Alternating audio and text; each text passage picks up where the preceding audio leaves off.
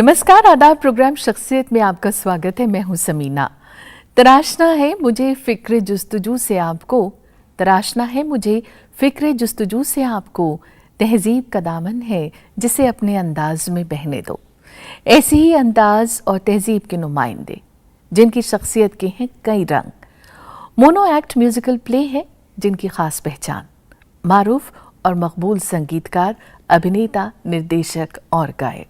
शख्सियत में आज है हमारे साथ शेखर सेन।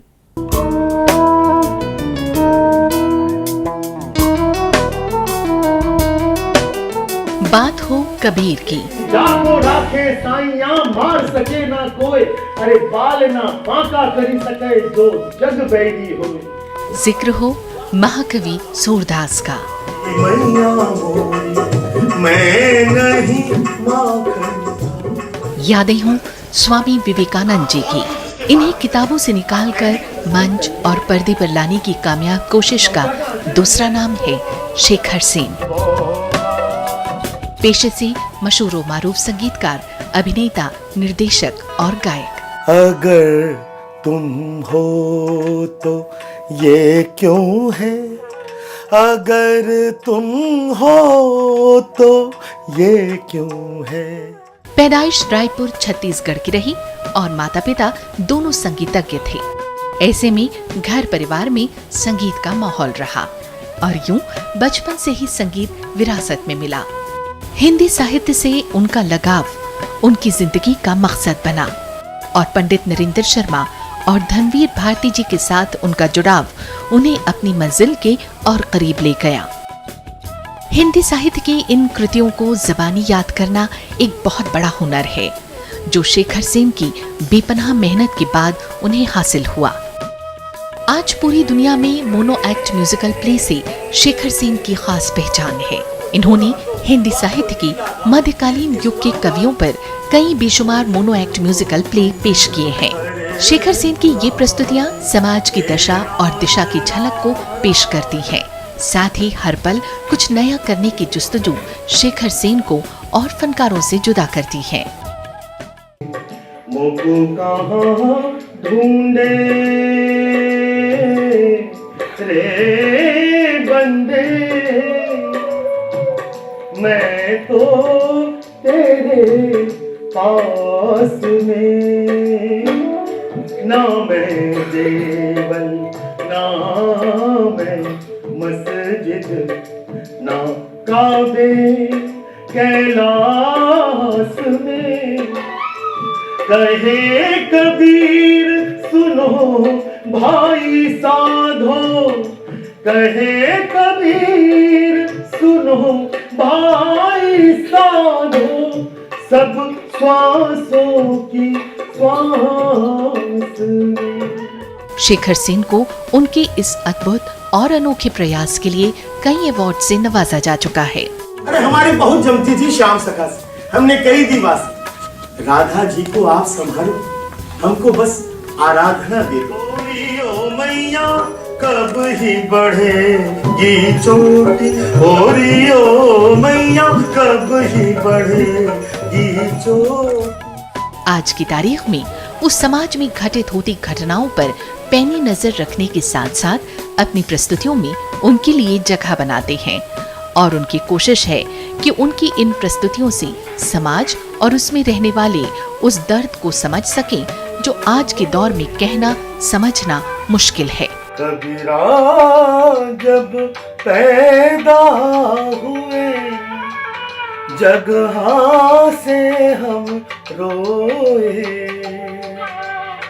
ऐसी करनी कर चलो हम हासे जग रोए। बहुत बहुत स्वागत शेखर जी शख्सियत में आपका। बहुत बहुत धन्यवाद। बेपनाह खुशी है कि आज आप वक्त निकाल पाए हम लोगों के लिए। शेखर जी, वैसे तो देखा जाए आपकी शख्सियत जो है वो हर फन मौला शख्सियत है। तमाम फन में आप माशाल्लाह से माहिर हैं, लेकिन प्रोग्राम की शुरुआत आपके बचपन ही से हम करना चाहेंगे। आज आप जिस मकाम पर हैं, बचपन कैसा था, परिवार में कहाँ से आपको ये इंस्पिरेशन मिला? बचपन मेरा बहुत खूबसूरत था। रायपुर अब छत्तीसगढ़ हो गया, उस वक्त मध्य प्रदेश हुआ करता था। बहुत छोटा सा शहर, और हमारा जो मोहल्ला था छोटा पारा। हमारा घर जो था वो म्यूज़िक कॉलेज कैंपस के अंदर था। तो सुबह से लेकर रात तक एक म्यूज़िक गूंजता रहता था चारों तरफ। माता पिता मेरे दोनों ही, मेरे पिताजी शास्त्रीय संगीत ख्याल के गायक थे, माँ मेरी ख्याल और ठुमरी, टप्पा, दादरा, सेमी क्लासिकल, और दोनों ही टीचर्स थे। तो ऐसे घर में जब आपकी परवरिश होती है तो आपको बहुत सारी संस्कृति के अमृत कलश जो है वो घुट्टी में पिला दिए जाते हैं। बहुत से मंत्र और बहुत से शेर आपको कब याद हो जाते हैं आपको पता भी नहीं चलता। और मेरी माँ का ये बहुत ज़ोर था कि मैं उनका छोटा बेटा था, मुझसे बड़े एक भाई, मेरे बड़े भैया हैं। तो मैं जब माँ के गर्भ में था तब माँ को लगा था कि शायद मैं लड़की होऊंगा। हाँ। तो जब मैं आ गया तो उन्होंने कहा कि अब तू आ गया है तो मेरी जितनी ख्वाहिशें थी लड़की से सब तू पूरी करेगा। तो उन्होंने मुझे 2-3 साल की उम्र तक तो सिर्फ फ्रॉक पहना के ही, मेरे बचपन की सारी तस्वीरें मैं किसी को दिखाता नहीं इसलिए। और फिर बड़े होने के बाद भी उन्होंने मुझे खाना पकाना या अचार बनाना, बड़ी पापड़ बनाना, एम्ब्रॉयडरी करना और स्वेटर बुनना, ये सारे काम उन्होंने कहा कि जो एक मेरी लड़की को आते वो सब काम तुझे सीखने होंगे। मुझे ये बताइए, जैसा आपने अपनी माँ और बाबा के बारे में बताया कि संगीत का माहौल बचपन से मिला, लेकिन आपका संगीत से और थोड़ा आगे जाके आप साहित्य में रच बस गए, ये सिलसिला कब शुरू हुआ? दरअसल हुआ ये था कि 79 में बीकॉम मैंने कर लिया था, बीम्यूज़ हो गया था, संगीत विशारद हो गया था।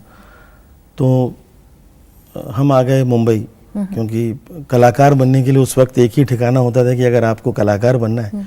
तो मैं संगीतकार बनने के लिहाज से आया था और मुंबई में हम रहना शुरू किए। आते साथ कुछ फिल्में मिली, बहुत बड़ी फिल्में, और वो सौभाग्य से बंद हो गई। अरे सौभाग्य से इसलिए क्योंकि अगर वो बन गई होती तो मैं आज और कुछ कर रहा होता। सही। पर जब आपको शुरुआत में असफलता मिलती है तो उससे आप या तो टूट सकते हैं या फिर आप अपने टूटे हिस्सों को जोड़कर एक कोई बड़ी इमारत खड़ी कर सकते हैं। तो मुझे लगा कि एक मौका अच्छा है जब मैं पढ़ूं, जब मैं समझूं ज़िंदगी को और करीब से, और मैं ये जान सकूं कि वो क्या है जो रहने वाला है और वो क्या है जो बह जाने वाला है। 1984 में मैंने पहला अपना प्रोग्राम किया दुष्यंत कुमार जी की गज़लों पर। अच्छा। दुष्यंत ने कहा था, और मेरा सौभाग्य था कि हिंदी उर्दू के जितने भी साहित्यकार थे उनका बहुत मुझे आशीर्वाद मिला। तो कमलेश्वर जी ने उस कार्यक्रम का संचालन किया, मेरे पहले कार्यक्रम का। बहुत बड़ी बात, बहुत बड़ी बात है। और फिर दूसरा कार्यक्रम मैंने किया मध्ययुगीन काव्य पर। तो उसमें रसखान, रहीम, घनानंद, देव, भूषण, बिहारी, इस तरह के तमाम कवियों को लेकर के, क्योंकि एक बहुत बड़ा खजाना साहित्य का है हमारे पास, जो कहीं शायद उसकी अनदेखी हो गई है, जो कहीं काल के गर्त में कहीं छुप गया है। शिखर जी, ये बताइए, आपने जैसे खुद ही बताया कि मुंबई आ गए आप और फिल्मों में काम शुरू किया। मुंबई के लिए दरअसल कहा जाता है सपनों की नगरी है, सपने बिकते हैं। यकीनन आपने भी एक ऐसा फेज़ ज़रूर देखा होगा जहाँ पर कहीं आप थके होंगे, कहीं हारे होंगे। स्ट्रगल का दौर तो यकीनन आपने भी देखा होगा, वो फेज़ कैसा था?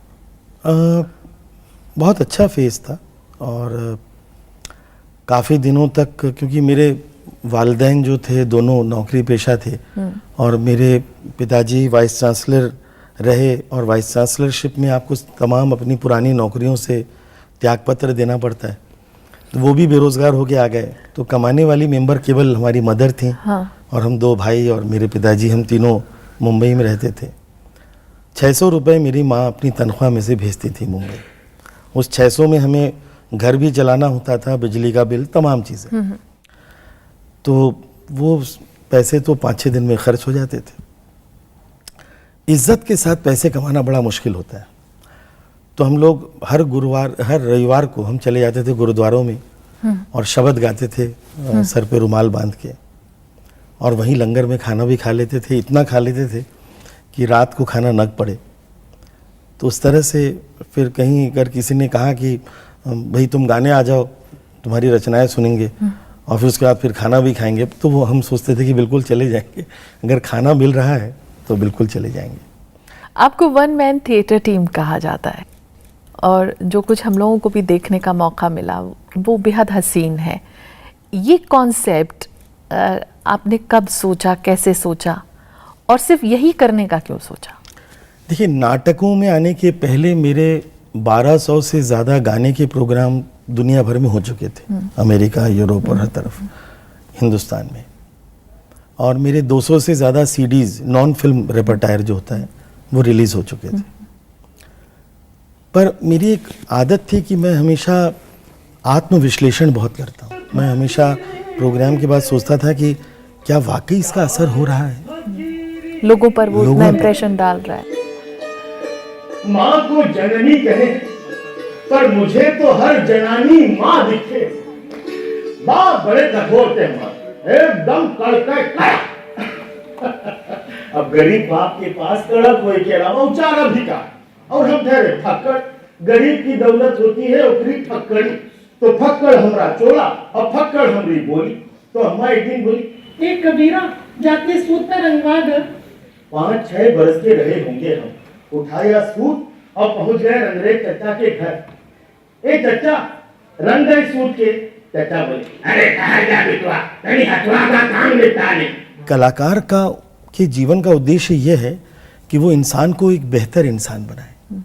एक अच्छी गज़ल सुन के, एक अच्छा गीत सुनकर, एक अच्छी पेंटिंग देखकर, एक खूबसूरत मूर्ति देख करके आपके मन में आपको और बेहतर बनने की अगर वो प्रेरणा नहीं देता है तो वो फिर कला नहीं है। और तब मुझे लगा कि केवल म्यूज़िक शायद नाकाफ़ी है किसी बात को बहुत असरकारी तरीके से कहने में। तो उसी वक्त मैं एक बार बीमार पड़ा था, तो मुझे थ्रोट इन्फेक्शन हो गया था आज की ही तरह, और मैं डॉक्टर के पास गया और उन्होंने मुझे एक एंटीबायोटिक दिया। मैंने कहा, डॉक्टर साहब मुझे एंटीबायोटिक मत दीजिए, मुझे बहुत तकलीफ होती है। बोले, शेखर पॉल्यूशन इतना बढ़ गया है कि बिना एंटीबायोटिक के तुम्हारा जो रोग है वो ख़त्म नहीं होगा। और ये बात मेरे घर कर गई। मुझे लगा कि शायद आज समाज में भी इतना प्रदूषण है कि जब तक कला का भी हम बहुत स्ट्रॉन्ग डोज नहीं देंगे तब तक वो असर नहीं करेगी, वो छुएगी नहीं, वो कहीं बाहरी सतह तक एक छुअन करके चली जाएगी, अंदर जो रूह तक बात जानी चाहिए वो नहीं होगी। तो मुझे लगा कि अगर मैं अभिनय के साथ संगीत को जोड़ूं, तो मेरा पहला जो नाटक था वो मैंने लिखा था तुलसीदास पर। हुआ यह था कि मैं अपने माता पिता को लेकर 1997 में गया था अमेरिका। गाने के हमारे प्रोग्राम्स थे। आखिरी प्रोग्राम हमारा था इंटरनेशनल रामायण कॉन्फ्रेंस, और वहाँ 2 पुस्तकों का उद्घाटन हुआ। पहली थी पोर्तुगीज़ भाषा में रामायण, रामचरितमानस का अनुवाद, और चीनी भाषा में रामचरितमानस का अनुवाद। और मैं पीछे बैठे बैठे सोच रहा था कि यार, चीन में बैठे किसी आदमी ने तुलसीदास जी पर इतना काम किया है, छंदानुवाद किया है, हिंदुस्तान में कितने लोग जानते हैं तुलसी? तो ये एक बीजारोपण शायद वहाँ पर हुआ। अच्छा। और ये भी मैं शायद, मुझे ऐसा लगता है कि जो मैं अपने माता पिता को पहली बार, मेरी एक ख्वाहिश थी कि मेरे मदर फादर को लेकर मैं अमेरिका जाऊंगा, वो ख्वाब मेरा मैंने पूरा किया था। तो उस पुण्याई का शायद फल होगा कि आने के 6 दिन बाद मैंने नाटक लिखना शुरू किया, तुलसीदास। और वो नाटक मेरे अंदर पूरा का पूरा नाटक मैं देख पाता था, उठते बैठते जागते सोते मुझे वो नाटक दिखाई देता था अपनी आंखों के सामने। शेखर जी, तुलसी में से कुछ सुनाइए प्लीज। तो मेरा नाम है तुलसी, कुछ लोग तुलसीदास कह के बुलाते हैं, पर कोई कोई गोस्वामी तुलसीदास भी कहते हैं। पर मैं केवल तुलसी हूं। दास तो मैं बस राम जी का हूं। भगवान राम ने जिस डगर पर चलाया चल पड़े, लिखवा लिया अपना चरित्र तो लिख लिया। अरे ओ मनसुखा, ये मनसुखा बड़ा विचित्र प्राणी, दिन भर मंदिर में बैठा तंबूरा बजाता रहता है, कभी कभी यूं ही गुनगुनाता भी है, पर टेर लगाता है तो पक्के राग रागिनी में। आज सुबह सुबह मनसुखा ने अहीर भैरव के सुर छेड़ दिए। पगला है बेचारा, पर सुर बहुत अच्छे लगाता है। कोमल ऋषभ से कोमल निषाद की मींड खींचता है तो लगता है कि आत्मा को निचोड़ रहा। सिया राम में सब जग जानी, सिया राम में सब जग जानी, करऊं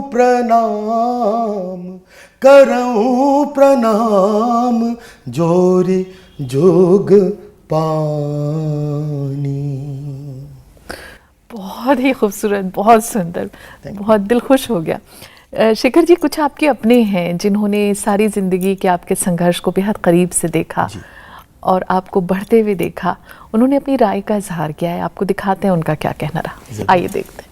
कुछ नाम ऐसे होते हैं जिन्हें अगर पुकारा भी ना जाए, मन में उनकी स्मृति ही आ जाए तो तन मन एक नंदनवन में पहुंच जाता है।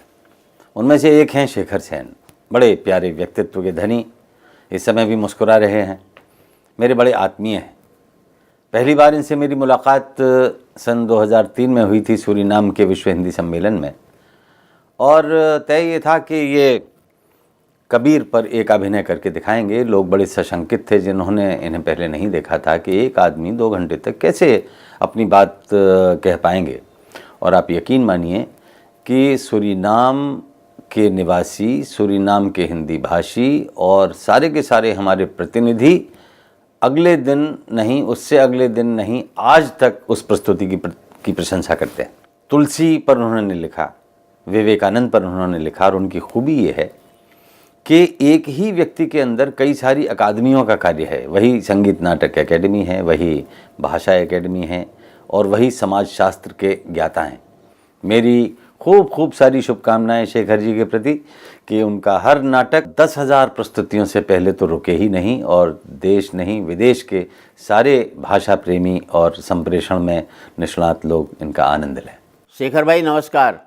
मैं समझता हूँ कि जो काम आपने किया इस देश में आज तक कोई भी किया हो ये मैं नहीं जानता, लेकिन इस सलीके से किसी ने कबीर को, तुलसी को, विवेकानंद को, सूरदास को इतने प्रभावी ढंग से जितना आपने प्रस्तुत किया, मैं समझता हूँ देश में किसी ने नहीं किया। मुझे वो भी एक घटना याद है, जब आप मेरे घर पर आए थे, खाने के लिए मैंने बुलाया था और शाम को कबीर था, तो आपने कहा मैं उसकी प्रस्तुति पहले यहाँ करना चाहता हूँ, और आपने उसमें कोई म्यूज़िक भी नहीं था, बिगर म्यूज़िक के मेरे ड्राइंग रूम में पूरा कबीर आपने प्रस्तुति की थी उसकी, जिसमें मेरी माँ थी, मैं था, मेरी पत्नी, मेरी बेटी, मतलब 3 पीढ़ियाँ थी, और तीनों पीढ़ियों के आँखों से आंसू झर रहे थे। मैं आपकी कला को प्रणाम करता हूँ। क्या कहना चाहेंगे शेखर जी इन लोगों के लिए? देखिए, ये सब मेरे बहुत आदरणीय हैं और इनका बहुत आशीर्वाद। सुरेंद्र शर्मा जी के घर पर वाकई में ये पूरा नाटक कबीर का जब मैंने लिखा तो मुझे लगा कि सुरेंद्र जी को मैं सुनाता हूँ, क्योंकि सुरेंद्र जी कहने को हास्य कवि हैं, पर वो इतने गंभीर कवि हैं और इतनी गहरी सोच रखते हैं। तो कबीर उनके बहुत प्रिय कवि थे, तो मैंने कहा मैंने लिखा है नाटक सुरेंद्र जी। और वैसे ही अशोक चक्रधर जी एक बिल्कुल अपनी अलग पहचान रखने वाले कवि, व्यंग्यकार। मैं बहुत भाग्यवान हूँ इस मामले में सच में कि मुझे सभी कलाकारों का और साहित्यकारों का बहुत आशीर्वाद मिला है, और मुझे लगता है कि आज जो भी मैं काम कर रहा हूँ उसके पीछे इन सब महापुरुषों का बहुत बहुत आशीर्वाद मेरे साथ है। बिल्कुल शेखर जी, बातचीत का सिलसिला हम आपसे जारी रखेंगे। ले रहे हैं हम एक छोटा सा ब्रेक, हाजिर होते हैं बस थोड़ी देर में। आप देखते रहिए शख्सियत।